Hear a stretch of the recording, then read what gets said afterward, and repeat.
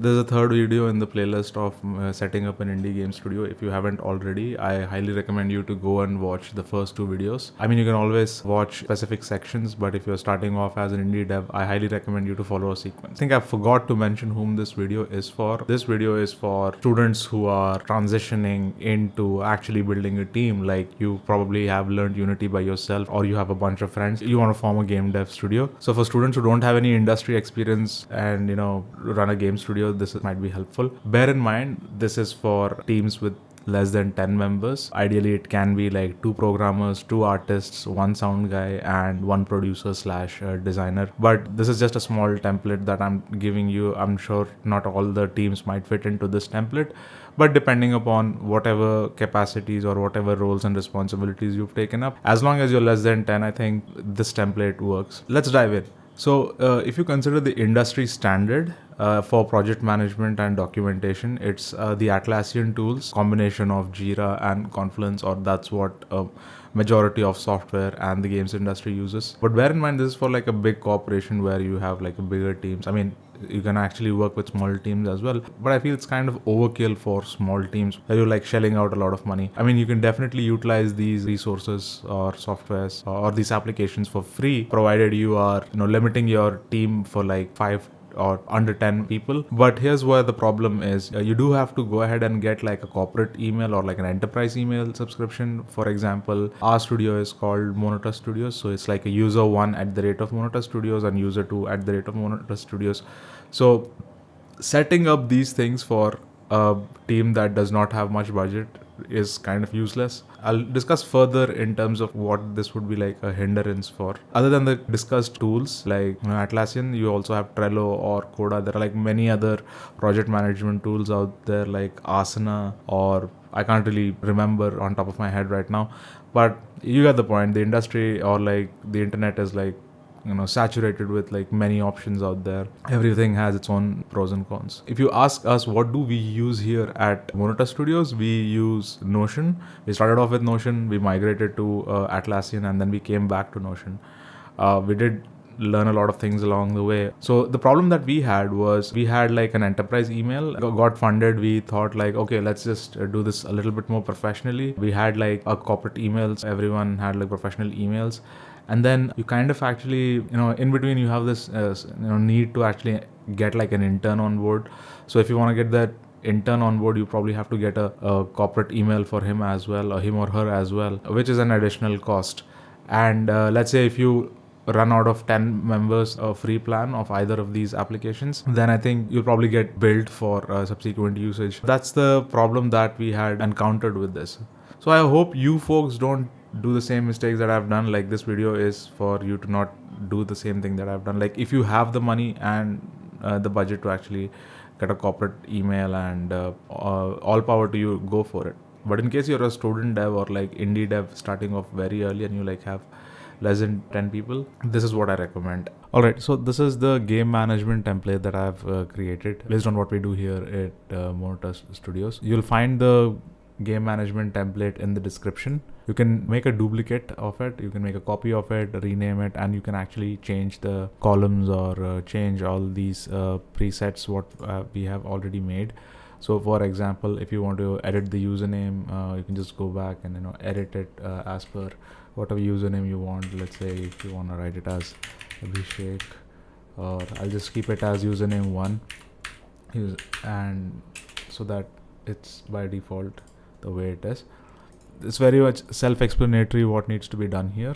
And then you can go to the code tasks. Again, it's very simple to keep a track of whatever you guys are doing. You also have start date and deadline.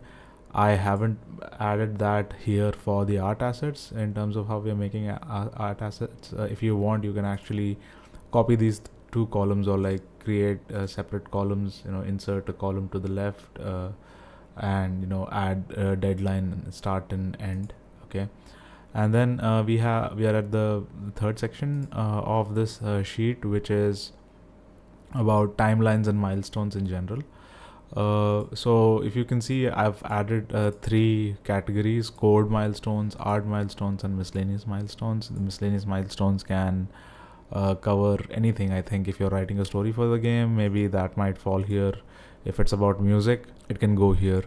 So I've considered this as 12 months project to make things a lot simpler. It's from January to December, and I've divided this into 4 milestones, and each milestone can have like subtasks associated with it. Let's say initial demo release. So from a code perspective, it can be like integrate the entire demo.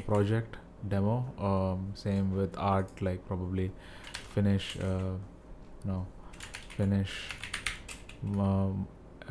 out of 12 sorry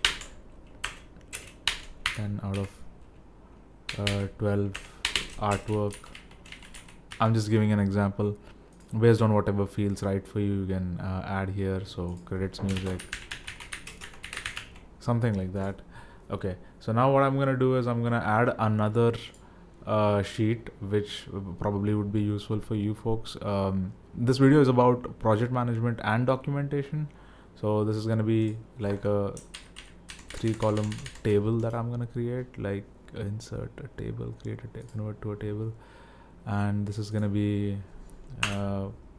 this sheet is gonna be called as wiki. I'm gonna rename this to wiki, and the first column is going to be called as topic or subject, whatever it is, and then you can probably comments or description.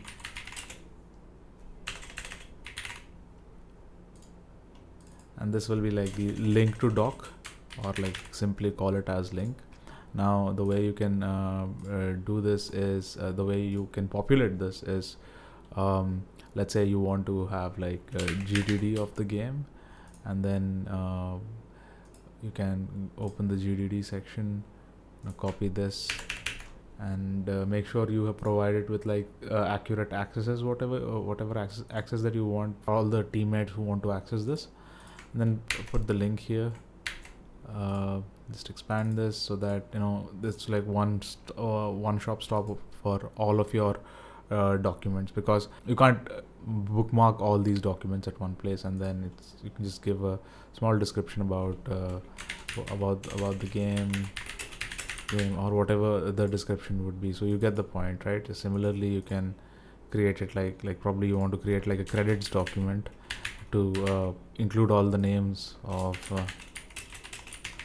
the people who worked, and then you can probably create a separate document, or like if you however you want to list it, and then you can provide the link here so that it's easier for everyone to access.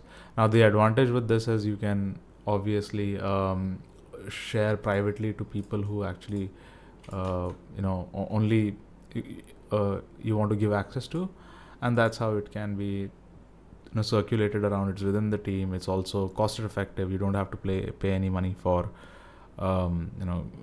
using these Google Sheets. They're free. So that's the way. So this is how I think this would be useful for small teams, in my opinion. Feel free to modify this however you want. Template might not suit for every studio, but depending upon whatever your requirement is, you can modify the sheet accordingly. So I hope you enjoyed this video. Share this video with anyone who liked it. Thanks for watching.